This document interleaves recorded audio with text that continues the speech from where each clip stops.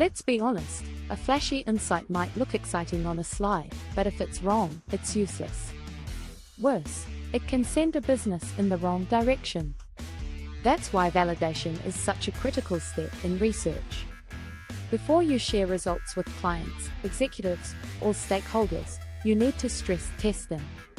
Because nothing kills trust faster than an insight that falls apart under questioning. Think about the stakes. A single error in your findings could lead to a wasted marketing campaign, a failed product launch, or millions spent chasing the wrong audience. That's not an exaggeration, we have seen it happen.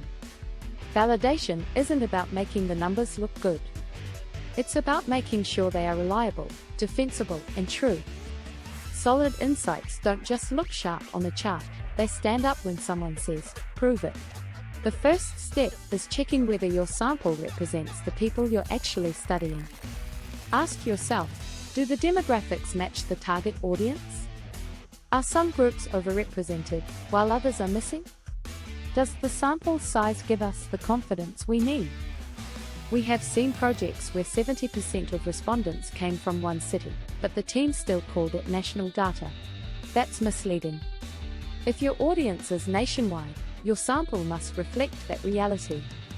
If it doesn't, call it what it is, a limited dataset. Next comes triangulation, cross-checking your findings against other sources.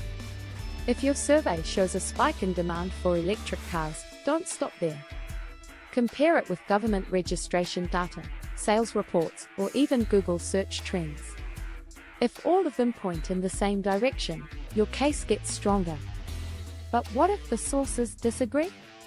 That's not failure. That's a signal to dig deeper. Maybe your survey caught an emerging trend that official numbers haven't picked up yet. Or maybe your sample is skewed. Either way, triangulation gives context and prevents overconfidence. Validation also means separating signal from noise. If one group shows 5% higher satisfaction than another, is that a real difference or just random chance?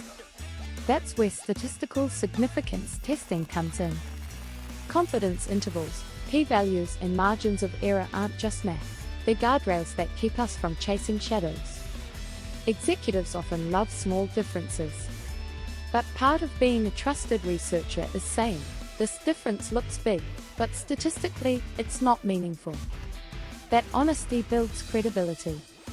Beyond the big three, there are simple, practical checks that make your findings more trustworthy.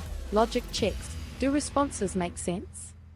Did someone say they're 18 years old with 30 years of work experience? Flag it. Consistency checks. Do results align with past research or benchmarks? If not, dig into why. Sometimes change is real, sometimes it's noise. Outlier checks. Are extreme values skewing the results? Sometimes removing one oddball respondent clarifies the whole picture. These steps might feel small, but they often prevent embarrassing errors. So here's the bottom line. Insights are only as valuable as their validity. Before you share a finding, make sure it's stress-tested. Recheck your sample. Triangulate with other sources. Test for significance.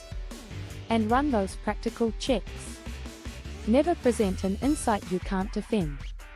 Because in research, credibility isn't built on flashy charts, it's built on reliable truth. This was another video in the Market Research and AMP Data Insights series. Keep learning, keep shining, and remember, an insight only matters if it's valid.